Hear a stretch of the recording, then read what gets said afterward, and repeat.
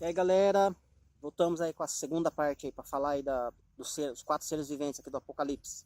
Muito bem. Dando sequência lá no estudo então. Veja bem. Eu quero ler com vocês aqui, ó, verso 1 do capítulo 6 de Apocalipse. Vai dizer o seguinte: Eu vi o Cordeiro abrir um dos 7 selos, e ouvi um dos 4 seres viventes dizendo, como se fosse a voz de um trovão: Vem. Antes de eu destrinchar aqui os 4 selos, vou falar de 4 selos, 4 cavaleiros do Apocalipse. Que ligação tem entre os seres viventes e os 4 cavaleiros? Muito bem. Só que antes de eu destrinchar aqui o assunto, eu queria que você prestasse muita atenção no que eu vou falar agora. Na verdade, muita... Como é que eu vou falar para você? Tente extrair o máximo do que eu vou falar. Eu vou tentar passar para você. Eu vou dar uma resumida, mas eu vou tentar passar uma ideia para você compreender as trombetas, as taças e os 7 selos. O que acontece? João vê um livrinho selado, né, na mão direita de um ser lá, um ser espiritual. E este livrinho está escrito por dentro e por fora. Veja. Ezequiel viu esse livrinho também. Então, e João começa a chorar porque não acha ninguém digno para abrir o livro, né? O selo, desatar os selos. Mas aí um dos anciãos chega para ele e fala: olha, não chora não, João. O cordeiro vai abrir o selo, ele é digno. Aí há uma atmosfera de adoração nesse momento, né? Há uma presença ali, uma adoração, um nível de adoração incrível. Acho que nada de forma visível, né?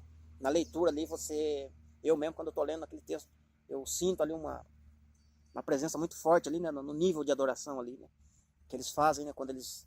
Não, o Cordeiro vai abrir os 7 selos. Por quê? Por que João chorava? Porque para Daniel foi falado, olha, sela o livro, né? Sela a visão, né? Somente no fim vai ser revelado essas coisas, Daniel. Agora não é hora. Porque isso vai se cumprir em tempo muito distante, muito longe, né? Então sela por enquanto, Daniel. Não fala agora não, mas mais para frente vai ser revelado, né? O próprio Daniel fala isso. Então, João conhecia as profecias, sabia que tinha um livro selado que tinha que ser aberto. Tinha que ser aberto aquele livro. Algo que tinha dentro daquele livro precisava ser destrinchado. E João chorava, mas como? Se não tem ninguém aqui, como que a gente vai fazer para saber daquele livro? Tanto é que João vai comer esse livrinho, né? Interessante. Mas, o que eu quero dizer é o seguinte. Quero colocar, presta atenção no que eu vou falar. Quando abre os 7 selos, cada selo Jesus vai abrindo e vai tendo uma informação dentro. Cada selo tem uma informação. Quando você soma as 7 informações dos selos, como é que eu vou falar para você aqui? Já tocou as trombetas, né? O que eu quero dizer é o seguinte. 7 selos, 7 trombetas e 7 taças não são 21 eventos separadamente. Não. Na verdade, são 7 situações. 7 acontecimentos. Quando abre o primeiro selo, já toca a primeira trombeta e já ocorre o dano da primeira taça. E assim por diante, assim sucessivamente. Se você pegar, por exemplo, o 7º selo, vai aparecer a seguinte expressão lá. Houve vozes no trovão, né? Houve vozes no céu, trovões, relâmpagos, um grande terremoto, né? Uma série de eventos lá que vão se repetir desde o 7º selo, 7ª trombeta e 7ª taça. Ou seja, quando rompe o 7º selo, já aconteceu o arrebatamento, a besta já foi julgada, enfim, já está inaugurando o milênio, vamos falar assim, entende? Aí quando termina de abrir o 7 selo, Deus vai dar um zoom nas trombetas, vai falar das 7 trombetas. Quando termina de falar da sétima trombeta, Deus vai dar um zoom nos selos, que são a consequência das trombetas, entende?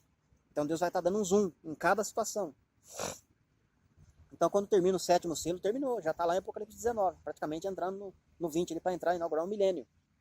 Só que Deus dá e sempre na 7º selo, Deus dá um zoom, né, de informação. Na 7ª trombeta, ele vai ter 2 ou 3 capítulos destrinchando a 7ª trombeta. E o selo, consequentemente, 2 ou 3 capítulos só para falar do 7º selo. Ok?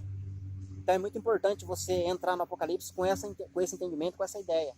para pegar a revelação e para não ficar perdido, né? Porque se você pegar o Apocalipse ali e pegar verso por verso, sem uma que para entender o Apocalipse, né, tem que compreender o mistério das duas casas de Israel. E também entender um pouco dos profetas, das profecias, né? Porque as profecias que envolvem as duas casas de Israel estão ligadas com o Apocalipse, né? Eu vou resumir aqui a história para você entender. Quando o profeta está falando, quando Deus está trazendo profecia que vai restaurar o reino a Israel, né, as 12 tribos vão se unificar, tá ligado com a besta, tá ligado com o tempo do fim, com as guerras, tudo vai acontecer. Ou seja, para unificar, para acontecer que as 12 tribos unifiquem novamente, as duas casas se tornem uma só, um povo só, como está em Ezequiel 37, de um cabeça que é Cristo, tem que acontecer guerra, vai acontecer aquelas coisas. Por quê? Porque já foi profetizado em Neemias, em Esdras, em Daniel, em outros profetas, inclusive Ageu, né? A glória desta última casa, casa de Israel, essa, a casa de Judá ainda não quis, né? Então são duas casas, essa é a casa de Israel.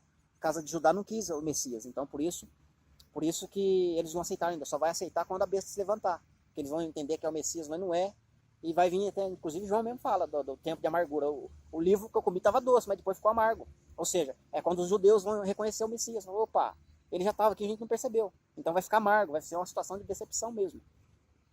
Mas vamos voltar aqui. Então quando a gente está falando, a glória da casa de Israel, da última casa inclusive, estão querendo falar o terceiro tempo, mas não vai não, tá? Não tem profecia para o terceiro tempo não. A glória desta última casa será maior do que a primeira, apontando lá para os israelitas no deserto, enfim, o templo que Salomão edificou. Só que Ageu está falando da glória do templo físico, mas também está apontando para nós que a glória desta última casa será maior. Mas quando Deus tiver para edificar e finalizar a obra dele, que é reunir as 12 tribos, para concluir a edificação desta última casa, a besta não vai querer, ela vai querer cessar o sacrifício. É por isso que ela faz as guerras, entende? É o que nós vamos ver agora nos primeiros 4 cavaleiros. Entende? É a restauração de Israel que ele não quer que aconteça. Ele vai tentar fazer de tudo. Beleza? Então vamos lá. Vou ler de novo o verso 1 do capítulo 6. Vi quando o cordeiro abriu um dos 7 selos, e ouvi um dos 4 seres viventes dizendo, vem, com voz de trovão, vem. Veja que os 4 seres vão chamar os 4 cavaleiros. Os seres viventes, o querubim. Como que eu vou te falar para você? É um querubim contra o outro, entende? Daniel 12:1 não vai falar? Miguel se levantará nesse tempo, né? O defensor da igreja, o defensor de Israel. Vamos lá. Segundo, verso 2. Vi então, eis um cavalo branco, e o seu cavaleiro um arco, e foi-lhe dada uma coroa, e ele saiu vencendo e para vencer. Então veja que, vamos fazer a ligação agora com os animais aí, ó. O primeiro ser vivente chamou o primeiro cavaleiro e veio um cavalo branco. E esse cavalo branco saiu para vencer, mas veio para trazer uma falsa paz. Lá no Evangelho de Mateus, o leão da tribo de Judá vem para trazer paz, um reinado de paz e justiça, né? Veja que a diferença dos querubins. O querubim está mostrando a obra de Cristo. E o outro querubim está chamando o cavaleiro para um duelo. Ó, vem para cá, vamos ver as suas obras aí que você está querendo fazer. Aí ele chama o cavaleiro, é o primeiro. E esses cavaleiros, um cavaleiro está em... Deixa eu lembrar aqui. 2 cavaleiros estão em Zacarias, né? Está lá em Zacarias, eles estão atrás da moita, né? De Murta. Atrás da morta de Murta. Tem um cavaleiro o 4º cavaleiro, que a gente vai ler daqui a pouco, está lá em Abacuque. 2 cavaleiros estão em Zacarias. E tem mais um que está faltando que eu não consegui lembrar agora, mas já que eu lembro eu falo. Se eu lembrar eu falo. São 4 cavaleiros, né? Então está sendo um duelo. Agora vamos para o verso 3, ó. Quando abriu o segundo selo, ouviu outro segundo ser vivente dizendo, vem.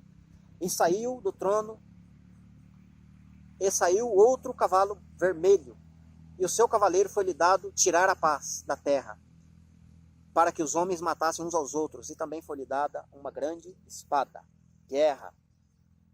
E o que está dizendo lá no evangelho que a gente leu? O novilho, né? O primeiro ser vivente é o leão, que ele vem para trazer, Jesus vem como leão da tribo de Judá para trazer um reinado de justiça e paz.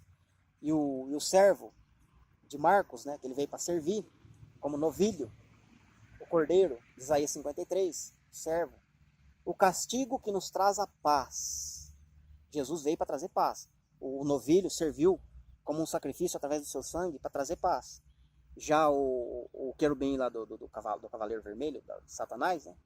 Do espírito do anticristo, veio para tirar, ele soltou um cavalo vermelho com o intuito de tirar a paz da terra, com guerra, né? Para matar pessoas, fazer com que os homens matem uns aos outros, olha só. Tá vendo? O duelo dos 4 animais de Daniel com os 4 animais dos seres viventes lá, né? Que é querubim de Cristo, guardador. Vamos lá. Terceiro, né? Vamos ler aqui, o terceiro cavaleiro, o terceiro selo. Quando abriu o terceiro selo, ouvi o terceiro ser vivente dizendo, vem. Então vi eis um cavalo preto, e o seu cavaleiro com uma balança na mão. E ouvi como uma voz no meio dos 4 seres viventes dizendo, uma medida de trigo por 1 denário, e 3 medidas de cevada por 1 denário, e não danifica o azeite nem o vinho. Veja que esse cavaleiro preto vai trazer fome. Tá ligado? E lá no Evangelho de Lucas, Jesus veio como um homem. E como um homem, ele viveu, ele chorou, ele riu, ele se relacionou com os homens, ok? Não que nos outros evangelhos não fez isso, mas ele fez. Mas no Evangelho de Lucas está mais explícito isso. O que mais? E ele foi levado no deserto para ser tentado como homem, né? E venceu a fome. E o que isso tem a ver? Então veja que lá no deserto, Jesus quis enxergar dentro dos israelitas isso, né? E não aconteceu, né? Eles murmuraram, né? Quando deu fome, quando a barriga doeu, eles murmuraram, né? Não creram na palavra. E isso é a igreja do deserto, né? Mas a glória dessa última casa vai passar por esse mesmo processo. Nós vamos ser conduzidos para o deserto, nós vamos passar fome, né? Na grande tribulação, e Deus quer enxergar em nós aquilo que ele viu no Messias, né? No filho dele. Eu vou colocar meu filho lá no deserto para vocês verem. Ele vai ver como homem, ele vai vencer a fome como homem. E não só isso, né? Então veja que o terceiro cavaleiro vem para trazer fome na terra, né? Jesus suportou a fome como homem, né? Amém? Tinha uma coisa que eu queria falar do Evangelho de Lucas com relação ao Messias. Deixa eu pegar meu rascunho aqui para ver o negócio, o que está acontecendo ali. Ele veio para sem pecar, teve fome, venceu a morte, e venceu a morte, muito bem. É isso que eu queria, é esse assunto que eu queria puxar. Veja que ele, né, foi até o Hades, né, até o inferno, pregou as boas novas lá, trouxe o cativeiro contigo e trouxe a chave, né? Trouxe a chave, né? Do Hades, do inferno. E veja que ele trouxe vida, né? Trouxe vida até para quem estava lá. Já esse cavaleiro preto aqui, ó, vai trazer fome. Mas eu acho que eu fiz uma confusão aqui, peraí, vamos voltar lá. No Evangelho de Lucas, é até o ponto que ele foi tentado na fome, tá? Essa ligação com relação ao inferno a gente vai fazer no quarto, que é no Evangelho de João, tá? Desculpa aí. Então só dá uma rabiscada aí. Se grifa na questão da morte, a gente vai trazer no Evangelho de João, no quarto cavaleiro que a gente vai ler agora. Beleza? Eu fiz uma confusãozinha aqui. 7. Quando o cordeiro abriu o quarto selo, ouvi uma voz do quarto ser vivente dizendo, vem. E olhei e eis um cavalo. Aqui na nossa tradução tá amarelo, mas é verde, tá? Lá no estudo de Joel, que eu gravei 6 partes, lá eu detalhei, eu expliquei lá por que a cor é verde, tá? Então eu não vou falar agora, mas a cor do quarto cavaleiro é verde, tá? Eis um cavalo verde, e o seu cavaleiro sentado, e este chamado, peraí, deixa eu pegar aqui de novo, o seu cavaleiro sendo este chamado morte, e o inferno estava seguindo. Foi-lhes dada autoridade sobre a 4ª parte da terra para matar a espada, fome, com mortalidade por meio das feras da terra. Muito bem. Então veja que o querubim, com face de águia, chama o quarto selo, o quarto ser vivente, que é o espírito de anticristo, o duelo, e revela as obras desse quarto animal lá de Daniel.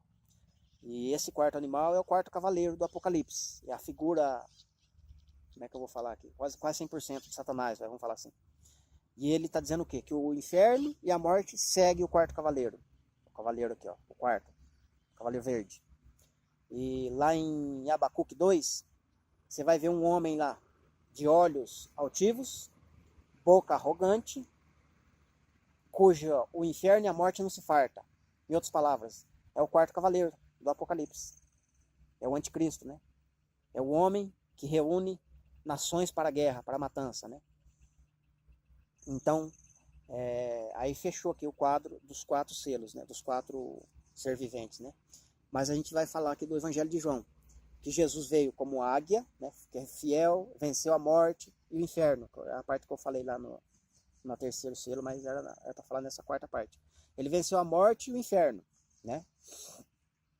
Subiu e desceu quantas vezes ele quis, mas ele também foi lá no inferior da terra, nas profundezas, pregou a liberdade aos cativos, né? E trouxe vida, ressuscitando a primeira ressurreição lá, quando ele ressuscitou. Quando ocorrer a segunda ressurreição, que vai ser no arrebatamento, ele vai levantar mais pessoas, né? Vai trazer mais pessoas com ele. Ou seja, ele vem para trazer vida, vida com abundância, vida eterna, vida longa, bastante vida. Já o quarto cavaleiro vai trazer morte, inferno, entende? Tá vendo a comparação dos querubins? E esse quarto cavaleiro, interessante que um pouquinho mais para frente, eu não vou ler não, mas eu vou falar para você, depois você medita lá. Um dos seres viventes, agora eu não me lembro se é o ser vivente que chama ou se é o próprio Jesus. Mas veja bem, vai dizer o seguinte lá a expressão: soltem os 4 cavaleiros, que são os mesmos, soltem os 4 cavaleiros que estão amarrados. Olha essa geografia. De onde é que vai sair os 4 cavaleiros? Soltem os 4 cavaleiros que estão amarrados junto ao rio Eufrates, que estão preparados para aquela hora, dia e ano, ou seja, para o tempo determinado do fim. Por isso que o apóstolo Paulo vai falar lá em 2 Tessalonicenses: irmãos, eu não quero que vocês sejam ignorantes quanto à vinda de nosso Senhor Jesus Cristo e a nossa reunião com Ele. Porque o iníquo, o chifre pequeno, não vai se levantar sem que primeiro venha a apostasia e seja revelado de fato o iníquo, o homem do pecado e o homem da perdidão, o perverso, né? E aí ele vai continuar dizendo, mas o verso que eu queria tratar com vocês é quando ele fala, e agora, melhor, ele fala um pouquinho antes: vocês aí, tessalônicos, estão inteirados, estão sabendo com precisão que o dia de nosso Senhor Jesus Cristo vem como um ladrão de noite, que é o último dia, o dia do Senhor. E como é que eu vou trazer aqui a palavra? Eu quero que vocês estão inteirados com precisão que o dia de nosso Senhor Jesus Cristo vem como um ladrão, e o homem, o iníquo do pecado, não vem. Então, agora vocês sabem o que o detém, né? Ou seja, eu queria achar essa palavra. Agora vocês sabem o que detém. O que detém o anticristo é o tempo determinado. É a hora e o ano marcado para ele se revelar, para ele sair. Então, veja quando eu falei no começo dos selos, que quando está falando dos selos, mas já está falando das trombetas e das taças também. Está tudo dentro, entende? Compactada a mensagem, está escondidinha. Aí ele vai destrinchando. Então lá na frente ele vai mandar soltar os 4 cavaleiros. Quando na verdade ele já soltou aqui, né? Ele deu a ordem um por um, mas lá um pouquinho mais para frente ele vai falar: solta os 4 cavaleiros que estão amarrados, né, junto ao rio Eufrates. Aí eu te pergunto, e esse quarto cavaleiro é a figura, né, da besta, é a figura de Satanás. E se é a figura de Satanás, lá em Roma tem rio Eufrates lá, o rio Eufrates passa em Roma, o rio Eufrates passa lá nos Estados Unidos da América, o rio Eufrates passa lá na França. Vocês falar que a besta vem de lá, entende? Então ele vem da onde? Do Oriente Médio, ali no norte do Iraque, perto da Turquia, entre a Turquia, Síria e Iraque. Ele vai sair dali, daquele biolinho ali ele vai sair. Outra, fala que é o chifre pequeno, ele começa com pouca gente. Daniel 11 fala, ele começa com poucas pessoas, vai ganhar um reino com intrigas e vai começar caladamente, por baixo do pano. Aí aparece um presidente lá, vocês querem colocar como anticristo, ele não vai começar grande já, porque quando aparece lá na mídia como presidente já está grande, já estralou, já não tem como ser pequeno. O chifre ele vai começar pequeno, ok? Beleza. Então vamos voltar aqui agora. 4 animais de Daniel, 4 ser vivente, 4 cavaleiros. Então a gente viu aqui, a ideia era fazer essa comparação, para trazer para vocês essa ideia. Eu queria voltar um pouco para trás, lá na criação, para falar, né, do número 4, mas eu vou deixar com outro estudo, que vai ficar grande, que já está dando 20 minutos de vídeo aí. Aí quando o vídeo fica grande, né, fica ruim para você acompanhar aí. Eu entendo que a correria, né, a correria do dia a dia não nos permite, né, tá acompanhando, né. Mas então tá aí, meus irmãos. Se tiver alguma dúvida, aí vocês podem chamar no PV, comenta aí no vídeo embaixo. pode tirar suas dúvidas, pode fazer perguntas com outros textos, né, com relacionado aos 4 cavaleiros, que eu vou estar respondendo aí, beleza? Eu quero que Deus abençoe você, Deus abençoe sua família, Deus abençoe seu ministério, e ore por mim aí, pra gente tá estudando mais a fundo a palavra, tá trazendo mais revelação, tá trazendo mais entendimento aí, com relação à escatologia, tempo do fim, tempo determinado, com relação às 2 casas, né? É um estudo que eu tenho falado nos vídeos, que foi a melhor coisa que aconteceu na minha vida, né? Depois que eu conheci as 2 casas de Israel. Eu não me canso de dizer, né? Foi algo tremendo, né? Algo muito abençoador que ocorreu na minha vida. E é uma coisa que está escondida nas escrituras. E eu acho, né? Eu estava conversando com o pastor Vanelli ontem, né? Ontem, inclusive. É uma coisa nova, né? Que quando as pessoas ouvem, fica estranho, né? Fica uma coisa que eu nunca vi isso, eu nunca vi. E é verdade, eu também nunca tinha visto. E eu acho que é uma coisa que Deus está querendo mostrar agora, né? Eu acho que vai se levantar mais pessoas, eu acredito, eu creio nisso. Mais pessoas falando disso, não é possível, né? Que mais pessoas não conheçam o mistério das 2 casas de Israel, né? Mas eu quero que você procure saber nos profetas, né? As expressões lá, casa de Israel, casa de Judá. É que Deus faz trocadilhos de nomes lá, né? Porque lá em Gênesis 48, Deus, quando foi abençoar Efraim, através da vida de Jacó, ele falou lá, olha, eu quero que esses dois, Jacó falando, eu quero que esses 2 rapazes, Efraim e Manassés, sejam chamados pelo meu nome. Então, quando ele fala isso, traz uma revelação muito grande nos profetas. Porque os profetas fazem trocadilhos de nome. Uma hora eles vão falar casa de Israel, outra hora eles vão falar casa de José, outra hora eles vão falar Efraim, outra hora eles vão falar casa, filhos de Israel, outra hora eles vão falar Jacó. Então são 5 nomes para falar de um único povo, que é a igreja do hoje. 5 nomes lá nos profetas que vai falar da igreja do hoje. Profecias para nós. Isso são coisas maravilhosas, amados, que vocês precisam entender, precisam buscar, precisam conhecer, que está nos profetas, né? E tem vídeo aí que eu até falei, inclusive, que as cartas paulinas, que as cartas que Paulo escreveu, a maioria delas ele tirou dos profetas, ele tirou ali das 2 casas de Israel, que está nos profetas, né? Nos vídeos eu faço, inclusive, ligações, né? Com os profetas e as cartas de Paulo. Que há uma ligação muito forte, né?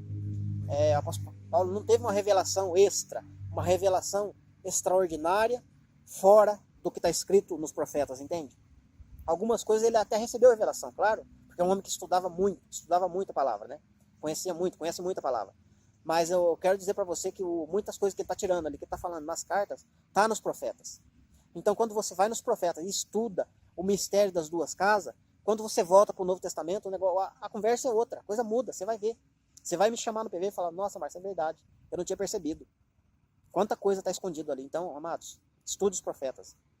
Não desprezeis as profecias. Examine as escrituras, né? Examine. Oséias, né? O meu povo perece por falta de conhecimento. Não estuda. Tem que estudar a palavra. Amém? Deus abençoe você. Deus abençoe a sua vida. E ore por nós aí. Deus abençoe. Até o próximo vídeo.